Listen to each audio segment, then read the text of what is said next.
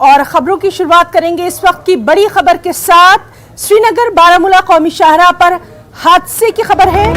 हाजीवीरा पटन में एक बस हादसे का शिकार हो गई है और अभी तक जो इत्तलात आ रही है उसके मुताबिक 13 अफराद जख्मी बताए गए हैं। कई जख्मियों को श्रीनगर मुंतकिल किया गया है। तो श्रीनगर बारामूला कौमी शाहराह पर हादसा पेश आया है। हाजीवीरा पटन में बस हादसे का शिकार हुई है। 13 अफराद जख्मी बताए गए हैं। कई जख्मियों को श्रीनगर मुंतकिल किया गया है। लगातार तफसीलात पर नजर बनी हुई है। तो श्रीनगर बारामूला कौमी शाहराह पर एक बस हादसे का शिकार हो गई है। चलिए सीधे रुख करेंगे हमारे साथी मुनीर हुसैन हुर्रा का। मुनीर, आपसे इस हादसे की तफसीलात चाहेंगे, जख्मियों की हालत के बारे में भी बताइए।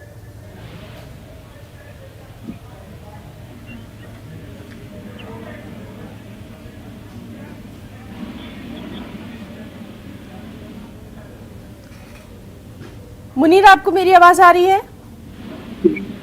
जी हाँ मुनीर, आपसे इस हादसे की तफसीलात चाहेंगे, खास तौर पर जख्मियों के ताल्लुक से।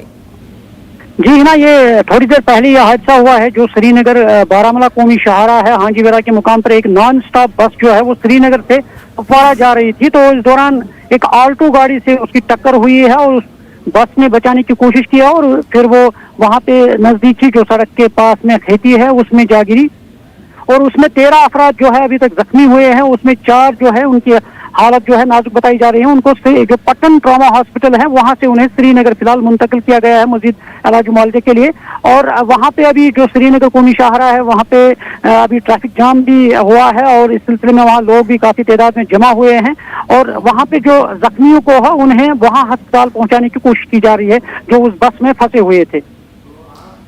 मुनीर, आपसे ये भी जानना चाहेंगे, जख्मियों के बारे में आपने बताया है, सबसे अहम बात यह है कि अभी तक जो भी वहाँ पर ये हादसा जो पेश आया है उसमें मकामी लोगों का ताउन जो है उसके ताल्लुक से काफ़ी इत्तला मिल रही है कि फौरी तौर पर वो मदद के लिए आगे आए।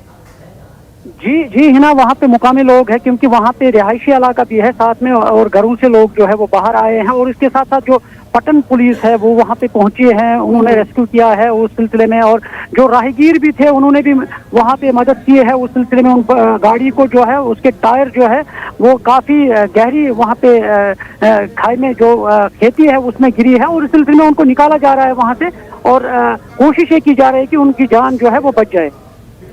बहुत बहुत शुक्रिया मुनीर आपका तमाम तर तफसीलात के लिए। बेहद अहम खबर पर लगातार हम आपसे आगे भी तफसीलात हासिल करते रहेंगे। बहुत बहुत शुक्रिया मुनीर आपका। तो नाज़रीन, आपको बता दें जिस तरह से हमारे साथी मुनीर बता रहे थे कि श्रीनगर बारामूला कौमी शाहराह पर ये हादसा पेश आया है। हाजीवीरा पटन में एक बस हादसे का शिकार हुई है, एक ऑल्टो कार से टकरा गई थी और अभी तक ये इत्तला है कि 13 अफराद जख्मी हैं।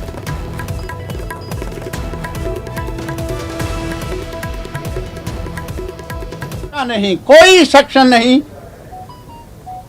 आम सतह पर लोग, नौजवान, कोई भी एक्टिविस्ट, मेन स्ट्रीम पार्टीज के भी और इसके अलावा प्रेस अताब का शिकार है। वो आपको ज्यादा तजुर्बा है जिस अताब के एक माहौल में आप गुजर रहे हैं। एंड देन डिटेंशंस, वो भी अनलॉफुल इन द सेंस हमारी नजर में गैर कानूनी। मैं इनसे गुजारिश कर लूंगा, ये बार बार वहां बात करते हैं, डॉक्टर साहब भी, जस्टिस साहब भी, उन्होंने कई बार ये सवालात उठाए कि हमें ये बताया जाए हमने अगर कहीं नंबर ज्यादा लिया है, अगर कोई अचीवमेंट है इस गवर्नमेंट के पास कश्मीर के डेवलपमेंट में, वो कोई थाना खाली नहीं, कोई जेल खाली नहीं और अब यहाँ के जेलों में जगह नहीं, अब मुल्क से, कश्मीर से बाहर जेलों में ही जगह ढूंढी जाती है। ये एक सिलसिला है। और फिर ये नैरेटिव कि यहाँ अमन है, फिर ये नैरेटिव यहाँ कोई बात नहीं करता है। मुंह भी बंद किया, गला भी बंद किया इस सरकार ने। और पीएजीडी की तरफ से हम पूरे मुल्क के अवाम से ये अपील करना चाहते हैं कि कश्मीर से लाताल्लुकी, कश्मीर की मुसीबतों से चुप साथ, खामोशी ये मुल्क के लिए भी ठीक नहीं होगा। हम आज दस्तक दे रहे हैं, पूरे मुल्क के आवाम के सामने ये मुकदमा रख रहे हैं कि ये सरकार क्या कर रही है। हमारे लोगों को अजाब तो है ही, लेकिन पूरे मुल्क का मुफाद जो है वो भी महफूज नहीं है ऐसे तानाशाह इक़दाम उठाने से। दूसरी बात इसके अलावा जो अभी डॉक्टर साहब ने फरमाया, क्या व्हाइट पेपर, क्या है व्हाइट पेपर? पूरे आज मुल्क के अंदर बीजेपी जब से सरकार में आई एक नया नैरेटिव उन्होंने बिल्ड किया है। वो नया नैरेटिव है क्या? पुराना हिंदुस्तान बदलना है, नया हिंदुस्तान बनाना है। Now what is that new India?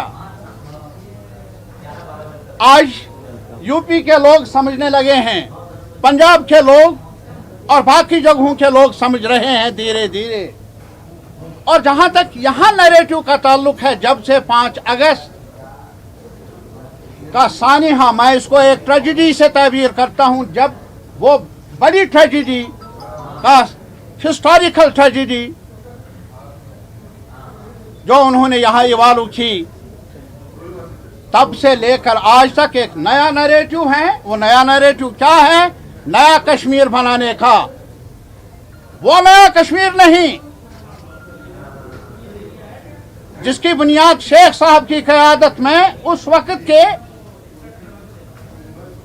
कदावर शख्सियत ने डाली, और जिस नया कश्मीर के रूह से यहां जागीरदारी निजाम पहली बार पूरे बरसगीर के अंदर उसका खात्मा हुआ, चकदारी का, सूदखोरी का, और बिला मुआवजा जागीरदारों को बेदखल किया गया और बिला मुआवजा एक काश्तकार को जमीन मिली। That was the spirit of that narrative, that new Kashmir. What was the spirit of that नया कश्मीर? आज भी वो किताब खोलिए आप, जो हम भूल गए हैं हम सारे, नया कश्मीर के नाम से। It is the only state, the first state, I am proud of. इस चीज का मुझे फख्र है आपके सामने पेश करना कि जहां एजुकेशन यूनिवर्सिटी के लेवल तक आम कर दी गई, फ्री कर दी गई, और अभी आज तक जो अभी बीजेपी कर रही है, जो नैरेटिव नया है नया कश्मीर बनाने का, जैसा कि नया हिंदुस्तान बनाने का, पुराने हिंदुस्तान को डिस्ट्रॉय करके यहां नया कश्मीर पुराने कश्मीर को डिस्ट्रॉय करके बनाने की कोशिश कर रही है। यूएपीए के जरिए, पीएसए के जरिए, पकड़ धकड़ के जरिए। हमारा मानना है, मुल्क के सामने हम रख रहे हैं, ये जम्मू कश्मीर के लोग जानते हैं, जो भी हुआ 5 अगस्त 6 अगस्त को, ये जोर जबरदस्ती की खामोशी, मुल्क के अवाम इसे ताबीर ना कर ले कि कश्मीर के, जम्मू के, लद्दाख के अवाम ने उन गैर आईनी फैसलों को जो मुसल्लत किए गए हम पर, हमने माना, तस्लीम किया। डोंट। तो गुपकार अलायंस की मीटिंग के बाद प्रेस कॉन्फ्रेंस से खिताब करते हुए यूसुफ तारिगामी, लगातार इस अहम खबर के मुतालिक तमाम तर अपडेट हम आपको देते रहेंगे। और अब खबरों में हम बात करेंगे रूस यूक्रेन जंग की।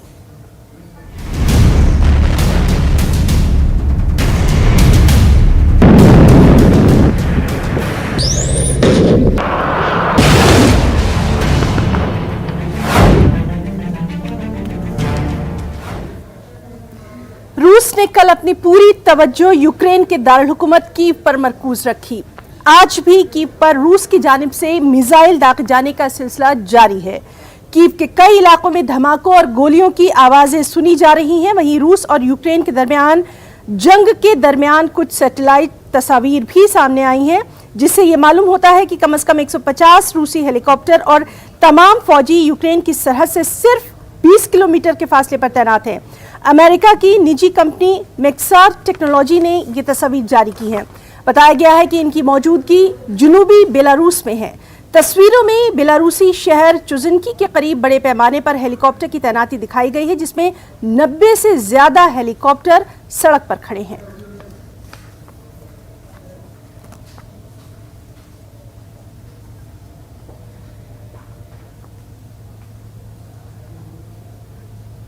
वहीं रूसी अफवाज तेजी से यूक्रेन के दारुल हुकूमत कीव की जानिब पेशकदमी कर रही है और ऐसे में मुल्क के सदर वोल्दिमीर ज़ेलेंस्की ने इनखला की अमेरिकी पेशकश से इनकार कर दिया है। इसरार किया है कि वो यूक्रेन में ही रहेंगे।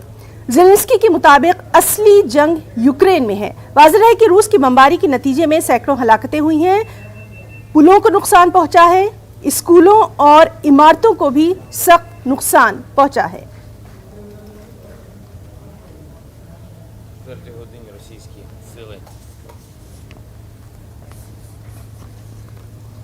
और एक जानिब जहां यूक्रेन पर रूस की तरफ से जारहियत जारी है, ऐसे में यूक्रेन के अहम इत्तेहादी होने का दावा करने वाले अमेरिकी सदर जो बाइडेन छुट्टी पर चले गए हैं। जो बाइडेन यूक्रेन के सदर ज़ेलेंस्की को मुसीबत में छोड़कर डेलावेयर चले गए हैं।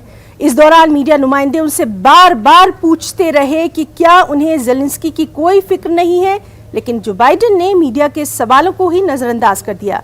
ताहम बाइडेन के पास ऐसी टेक्नोलॉजी तक रसाई है जो उन्हें रहबूत बीच में वाक़े अपने लग्जरी घर से काम करने की इजाज़त देती है। वो वहां से यूक्रेन में होने वाली ताज़ा तरीन पेशरफ्त की पैरवी कर सकते हैं।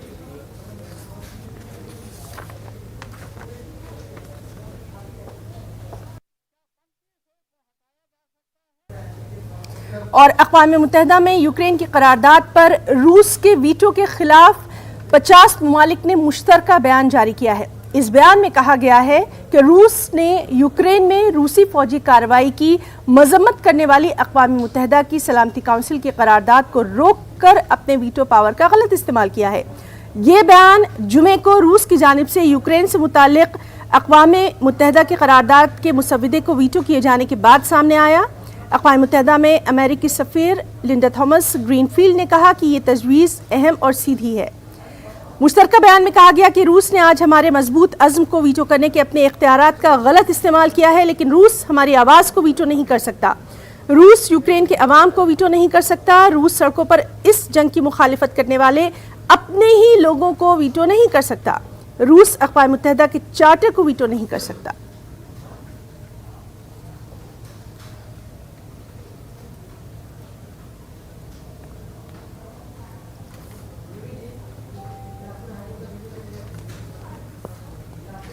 और दिफाई उमूर की माहिर शिवाली देशपांडे ने सलामती काउंसिल में रूस के खिलाफ करारदाद पर हिंदुस्तान के मौक़िफ़ पर अपना रद्द-ए-अमल ज़ाहिर किया। उन्होंने यूक्रेन और रूस के बीच जारी जंग पर तबसरा करते हुए कहा कि रूस मुनज़्ज़म तौर पर कीव और दीगर इलाकों पर हमले कर रहा है। एब्सटेन किया है। भारत बहुत डिप्लोमेटिकली हर चीज़ को देख रहा है और बहुत डिप्लोमेटिकली हर चाल चल रहा है और बहुत अच्छी बात है कि भारत इस प्रकार का स्टैंड ले रहा है, क्योंकि नॉन अलाइंड ये हमारी पॉलिसी रही है। यूएन ने कहा कि रशियन ट्रूप्स को कि आप बैरक्स में रहे। यूएन को सिर्फ लिप सर्विस करना आता है। यूएन ने क्या क्या किया इस मसले को सुलझाने के लिए? कुछ भी नहीं किया। अब जब युद्ध हो रहा है रशिया और यूक्रेन के बीच, तब जाकर ये लोग थोड़ा बहुत कुछ बोल रहे हैं, अपना सिर ऊंचा करने की कोशिश कर रहे हैं, लेकिन इससे कोई फायदा नहीं होने वाला है। यूक्रेन और रशिया का जो मसला है, ये मसला बातचीत से सुलझाया जाएगा, मगर बातचीत किस बेसिस पर होगी ये देखना बहुत जरूरी है, क्योंकि रशिया तो मानने वालों में से नहीं है कि यूक्रेन ने अगर नेटो ज्वाइन किया तो रशिया फुल फ्लेजेड अटैक करेगा। लेकिन ये जो फिलहाल जो भी चल रहा है सिनारियो है, वो फुल फ्लेजेड अटैक नहीं है रशिया का। रशिया छोटे छोटे पॉकेट्स पर अटैक कर रहा है और आखिर उसका टारगेट कीव है। अगर फुल फ्लेजेड अटैक होता तो सिनारियो कुछ अलग होता, और इसीलिए काफी कैलकुलेटेड अटैक्स रशिया कर रहा है। दुनिया के कई ममालिक में रूस की जारहियत के खिलाफ एहतजाजी मुजाहरों का सिलसिला भी लगातार देखा जा रहा है। इस तरह का मुजाहरा ऑस्ट्रेलिया के शहर सिडनी में भी देखने में आया, जहां मुजाहिरीन ने रूस से यूक्रेन के खिलाफ ताकत के इस्तेमाल की मुखालिफत करते हुए फौरी जंगबंदी का मुतालबा किया। वहीं रोम में रिहायशियों ने कैंडल मार्च में हिस्सा लिया। मुजाहिरीन अतालवी दारुल हुकूमत पर जमा हुए और सदर व्लादिमीर पुतिन से मुतालबा किया कि वो यूक्रेन पर हमला रोक दे। ये मुजाहरा एथेंस में रूसी सिफारत खाने के सामने शुरू हुआ और अमेरिकी सिफारत खाने तक पहुंच गया। कैनबरा में मुजाहिरीन ने रूसी सिफारत खाने के बाहर रूस मुखालिफ नारे लगाए। यूनानी कम्युनिस्ट पार्टी के हजारों हामियों ने यूक्रेन पर रूस के हमले के खिलाफ एहतजाज किया।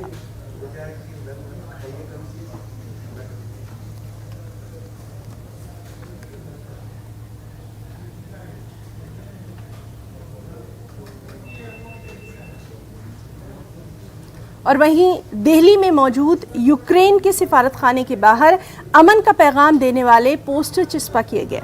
यहाँ लोग रूसी फौज के हमले में हलाक हुए यूक्रेन के आम शहरियों और फौजी एहलकारों को खिराज अकीदत पेश करने के लिए जमा हो रहे हैं।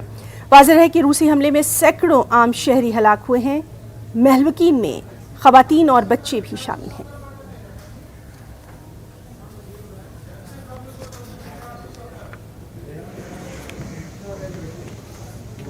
लगातार 3 दिन से यूक्रेन और रशिया के बीच वॉर की स्थिति बनी हुई है और उसके बाद जिस तरीके की स्थिति यूक्रेन में है, वहां पर शांति कायम करने के लिए दिल्ली के वसंत विहार में बनी यूक्रेन एम्बेसी के बाहर आप देखें कि शांति प्रार्थना यहां पर की गई है। शांति स्वरूप जो फूल हैं, जो छोटे छोटे टैडी बियर्स हैं, वो यहाँ पर रखकर प्रार्थना की गई है कि वहाँ पे शांति कायम हो। और दिल्ली के में बनी यूक्रेन एम्बेसी के जो एम्बेसडर हैं डॉक्टर इगोर, उन्होंने यहाँ पर प्रार्थना की। उनके साथ जो लोग यहाँ पर रहने वाले हैं उन्होंने भी यहाँ पर प्रार्थना की। और फूल जिस तरीके से शांति का प्रतीक माने जाते हैं, फूलों को यूक्रेन एम्बेसी के बाहर यहाँ पर रखा गया है।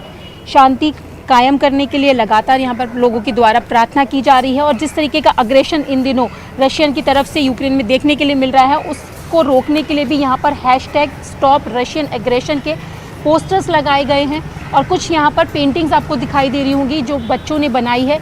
और यूक्रेन में युद्ध शुरू होने से पहले ये पेंटिंग्स यहाँ पर रहने वाले बच्चों ने बनाई थी। उन पेंटिंग्स को भी यहाँ पर लगाया गया है और अपील की गई है कि प्लीज़ स्टॉप वॉर। जिस तरीके की लड़ाई वहाँ पर चल रही है उसको रोकने की अपील यहाँ की जा रही है। कैंडल्स भी यहाँ जलाए गए हैं। जो लोग यहाँ पर रहते हैं उनके द्वारा यहाँ कैंडल्स जलाए गए हैं।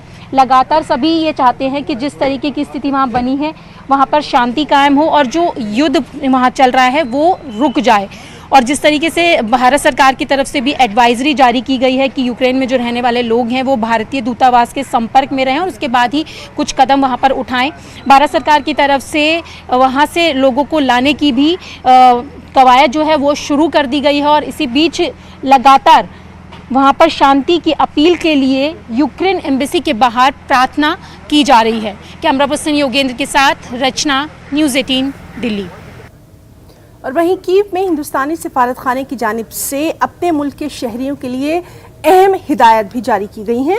हिंदुस्तानी सिफारत खाने ने अपने शहरियों को ये मशवरा दिया है कि वो अपने मुकामात पर ही क़याम करें और सरहदी इलाकों में जाने से कतई गुरेज करें। हिंदुस्तानी सिफारत खाने की जानिब से मजीद हिदायत जारी होने तक किसी भी किस्म की नकल मकानी करने से गुरेज करें, क्योंकि मुख्तलिफ चेक पॉइंट्स और सरहदों पर हालात बेहद नाजुक हैं, कशीदा हैं। सिफारत खाने की जानिब से जारी किए गए मकतूब में यह भी कहा गया कि अपने इलाकों में ग़िज़ा और पानी और दीगर बुनियादी सहूलतें जिस हद तक भी दस्तयाब हैं उसी पर सब्र इस्तकामत से काम लें और गैर ज़रूरी तौर पर अपने मकानों से बाहर निकलने से एहतियात करें।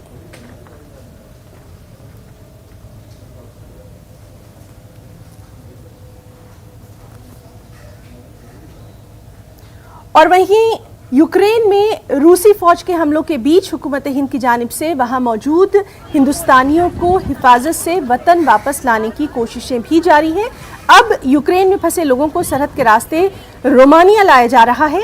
हिंदुस्तानी शहरियों का पहला काफिला रोमानिया के बुखारेस्ट पहुंच गया है। एयर इंडिया आज अपनी 3 परवाजें रोमानिया की राजधानी बुखारेस्ट और 1 परवाज हंगरी की राजधानी बुडापेस्ट के लिए भेजेगा ताकि हिंदुस्तानियों को वतन वापस लाया जा सके। मुंबई से एयर इंडिया का एक तैयारा रोमानिया की राजधानी बुखारेस्ट पहुंच चुका है। ये तैयारा हिंदुस्तानियों को लेकर आज शाम 4 बजे मुंबई के छत्रपति महाराज बैनुल-अक़वामी हवाई अड्डे पर पहुंचेगा। मरकजी वजीर पीयूष गोयल हवाई अड्डे पर हिंदुस्तानी तलबा का इस्तकबाल करेंगे।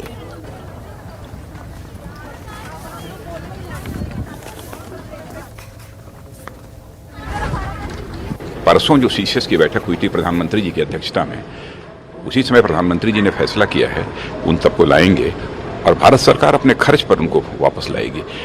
और ऐसा नहीं है कि सीसीएस की मीटिंग होने के बाद उनको भारत लाने का सिलसिला प्रारंभ हुआ हो। उसके कई दिन पहले ही प्रधानमंत्री जी ने स्पष्ट रूप से कहा था कि उनके लाने की व्यवस्था की जाए और कई लोग आ भी चुके थे पहले। लेकिन अभी कई वीडियोज आ रहे हैं सर जहाँ पे बच्चे शहर के बीच में फंसे हुए हैं। यूक्रेन गवर्नमेंट, यूक्रेन के विदेश मंत्री से भी हमारे विदेश मंत्री ने भी बात की है।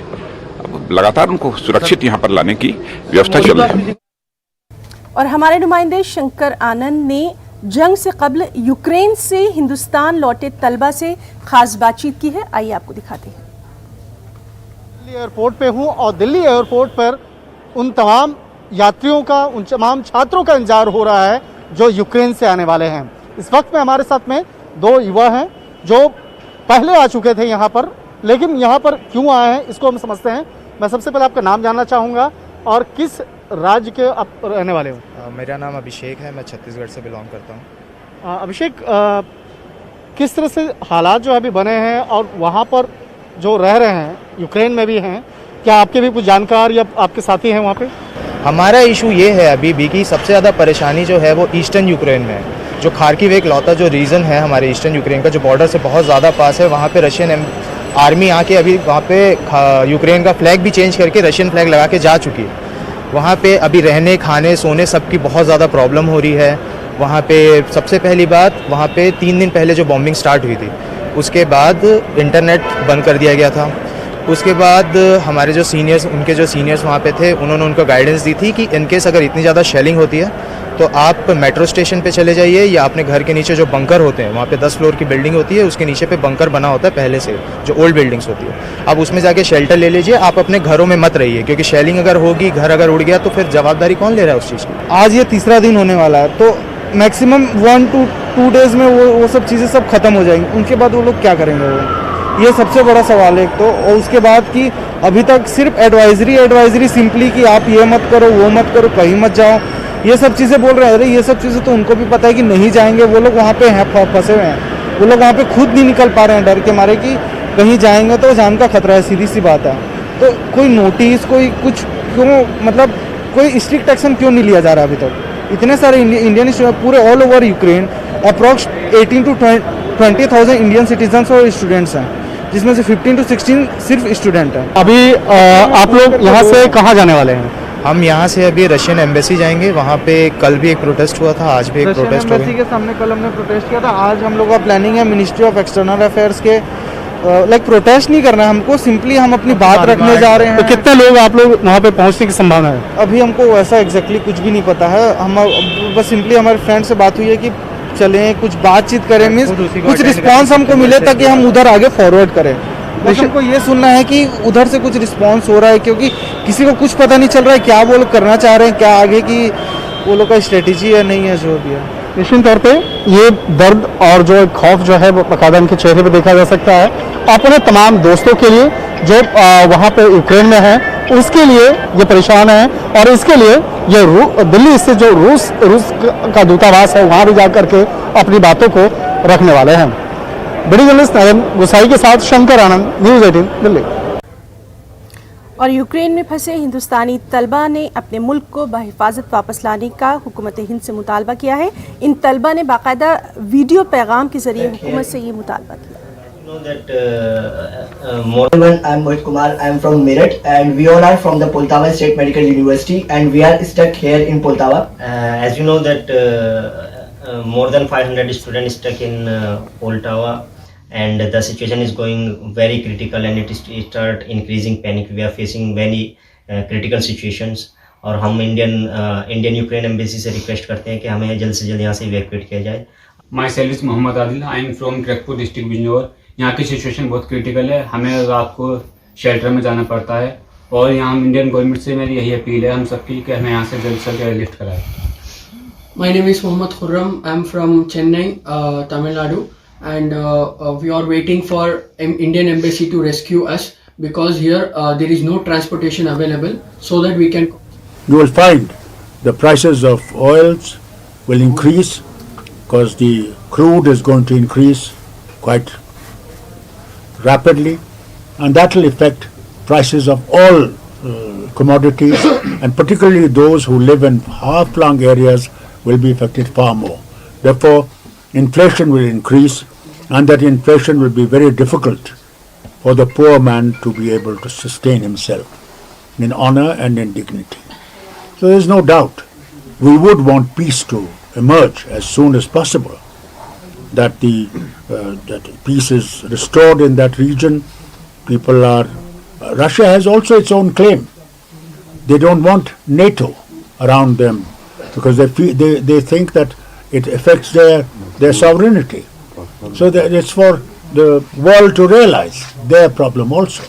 As I think the president of Russia has said, how would America feel if missiles are put as before in Cuba? Will they be able to not react to it? So as far as we are concerned, in Kashmir, Jammu and Kashmir, we feel it's adversely going to affect us. Adversely.